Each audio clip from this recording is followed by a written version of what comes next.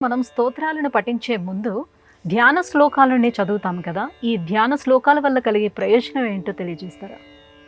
మనము ఏ స్తోత్రం చేసినా మొట్టమొదట ధ్యానం చేస్తాం. ఎందుకంటే ప్రతి దేవత ఒక మూలమంత్రం ద్వారా ఆవాహన చేయబడుతుంది. ఆ మూలమంత్రంలో చెప్పినటువంటి ఆ దేవతామూర్తి యొక్క లీల, మాహత్యము, కటాక్షము అంతా ఆ రూపంతో సహా మనకు ఆ ధ్యాన శ్లోకంలో వివరించటం జరుగుతుంది. సింధూరారుణ విగ్రహాం స్త్రీనయనాం మాణిక్యమౌళి స్ఫురత్ తారానాయక శేఖరాం స్మృతముఖీం అపీనవక్షోరుహాం అంటూ ధ్యాన శ్లోకంలో ఏ లలితాంబికనైతే నువ్వు స్మరిస్తూ ఉన్నావో ఆ తల్లి ఈ ధ్యాన శ్లోకాన్ని పఠించిన తరువాత ఆ రూపంలో నీ కనుల ముందు ప్రత్యక్షమవుతుంది. ఇలా ఏ దేవతామూర్తిని నువ్వు అర్చించి, ధ్యానించి, స్తుతించి నీ ప్రయోజనాన్ని నెరవేర్చుకుంటూ ఆనందాన్ని అందుకోవాలనుకుంటున్నావో ఆ దేవత యొక్క రూపాన్ని, మాహత్యాన్ని ఆ శ్లోకంలో నిక్షిప్తం చేసి దాన్ని పఠిస్తూ ఆ దేవతను ఆవాహన చేయటమే ప్రతి స్తోత్రంలో ఉండే ధ్యాన శ్లోకం యొక్క లక్షణం.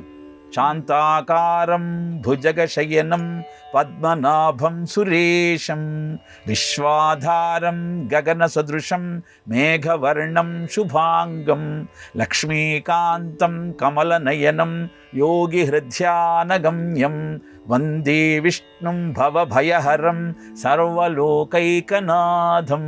ఈ శ్లోకాన్ని విష్ణు సహస్రనామం చేసే ముందు ధ్యాన శ్లోకంగా మనం పఠిస్తాం.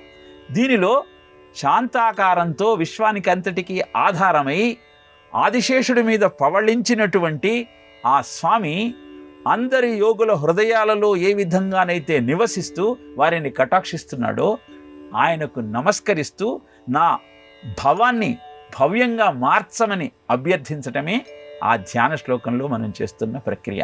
నిజానికి మనం ఉచ్చరించేటప్పుడు వచ్చే ప్రకంపనాలన్నింటినీ తెర మీద పట్టగలిగితే మనకు ఆ విష్ణు స్వరూపము, ఆ అమ్మవారి స్వరూపము, ఆ శివ స్వరూపము ద్యోతకమవుతుంది.